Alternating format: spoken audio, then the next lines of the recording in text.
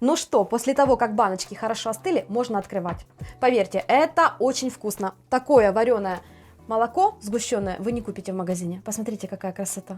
Густое, карамельное. Оно вкусно. Сережка, а ну попробуй. Вкусно? Что ириска. Да, что ириска, очень вкусно. Так, а сейчас, друзья, рецепт для тех, у кого совершенно нет времени, а нужно что-нибудь вкусное, сладкое на праздничный стол. Поверьте, это очень вкусно, нравится всем, и детям, и взрослым.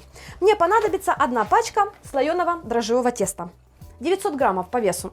Я его заранее достала, оно растаяло и уже комнатной температуры. Это нужно для того, чтобы все слои красивенько открылись и поднялись. Беру вилку и немножко накалываю.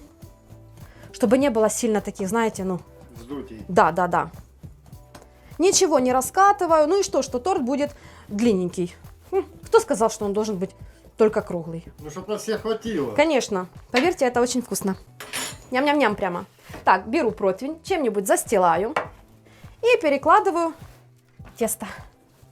Вот так. Ой, какое оно теплое, красивое.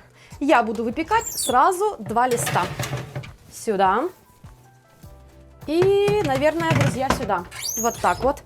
Так как 2 листа, конечно же, это конвекция. Температура 200 градусов, 25-30 минут. Буду ориентироваться по тесту. Я хочу, чтобы оно было очень красивое, золотистое. Тогда вкусный тортик получается. Сейчас поменяю местами.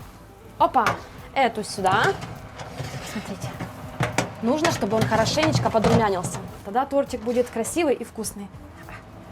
А этот вот сюда. Да? Все. А, у нас еще 15 минут времени. Ну что, поехали. Прошло 25 минут. Смотрим, что у нас здесь. А здесь у нас красота. Посмотрите. Какие-то 20 минут и красивенные коржи на Наполеон готовы. А? Красота? Проще простого. Да. А как вкусно. Кстати, если мой Сережка классический Наполеон не любит, а такой ест с удовольствием. Посмотрите. Класс. Нужно это остудить. А пока коржи остывают, займусь кремом. Мне понадобится граммов 300 сливочного мягкого масла. Я его заранее достала. Устанавливаю чашу. Поехали. Готово.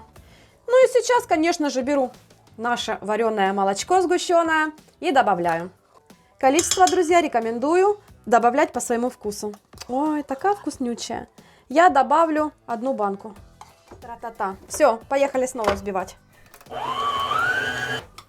Ну все, посмотрите, какой он нежный, воздушный, а вкусный, друзья. Рекомендую попробовать. Я сейчас пальцы буду облизывать. Ну что, когда коржи остыли, собираю торт. Мне нужно их разрезать вдоль пополам. Неважно, ровно, неровно. Главное пополам. Намазка все склеит. Смотрите, какая красота.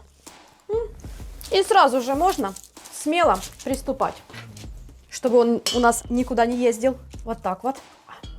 Такая щедрая ложечка. И смазываю. Можно побольше. Конечно. Это же для себя делаем. Конечно. Побольше. Пожалуйста, тебе побольше. Накрываю сверху. Беру следующий корж. Также разрезаю. Красота. Тра-та-та. Поехали дальше. Снова корж. Крем. Конечно же, он по мере пропитывания будет уменьшаться в росте. Можно так сказать. Уменьшаться в росте. Ой, посмотри, класс. Может, так и оставим или еще пару коржей? И пока есть крем, коржи. Растить его. Будем растить, да. Ну и, конечно же, нужно его украсить. Сейчас беру корж. Отрезаю вот эти вот сухие краешки. Они прям такие хорошо-хорошо подсушенные. Измельчаю. Я хочу, чтобы она такая была, знаешь, ну, не просто песок, порошок, а хочу, чтобы и кусочки. Кусочками. Да, мне так, ну, вкуснее. Все, украшаем. Поехали. Просто присыпаю. Присыпаю щедро со всех сторон. А что еще нужно Наполеону за украшение? Конечно. Да, вообще класс. Через 30 минут можно уже отрезать кусочек тортика. Давай, Сережка. Конечно, давай, отрезай. Ай, какая красота! Оп, красота! Ух ты! Кухня, Сережка, ух ты, кухня! Поверьте, друзья, это очень вкусное пирожное. Конечно же, друзья, высоту тортика и размер можно регулировать по своему усмотрению. Ну, мы уж так, по-домашнему, по-богатому. О, смотрите. Это мой кусочек. Да, открывай рот. А. Большой рот требует большой кусок. Вкусно? Да, вкусно, вкусно. Это прекрасное сочетание. Слоеное тесто и вареное сгущенное молоко. Праздники впереди. Понадобится на крема. Для этого мне понадобится кастрюля с водой. Зажигаю огонь. И, как сказал мой Сережка, ну кто не знает, как варить сгущенное молоко? Оказалось, он не знает. Друзья, делюсь своим опытом, можно так сказать. Выбираем качественное сгущенное молоко. В составе должно быть написано молоко и сахар. И все.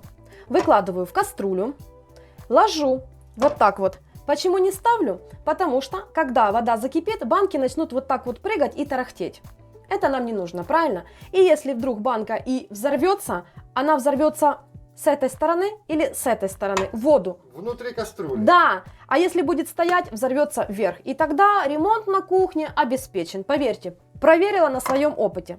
Выкладываю банки. Очень важный нюанс. Вода должна покрывать баночки полностью. Даже пусть немножко будет и сверху. Это важно. Тогда мы спокойненько можем заниматься своими делами, а не постоянно заглядывать в кастрюлю. Видно? Полностью покрыли. Полностью. Сейчас накрываю крышкой для ускорения и жду, пока закипит. Ну что, поехали? Смотрим. Когда водичка хорошо закипела, делаю небольшой нагрев. На моей газовой плите это примерно вот так. Она не должна активно кипеть, просто вот так вот немного побулькивать. Прикрываю крышкой, чтобы дополнительная водичка, конденсат стекал, тогда более-менее безопасно. Можно не так часто туда заглядывать. Варим 4 часа. Через 4 часа выключаю нагрев и оставляю баночки прямо в кастрюле, чтобы остыли.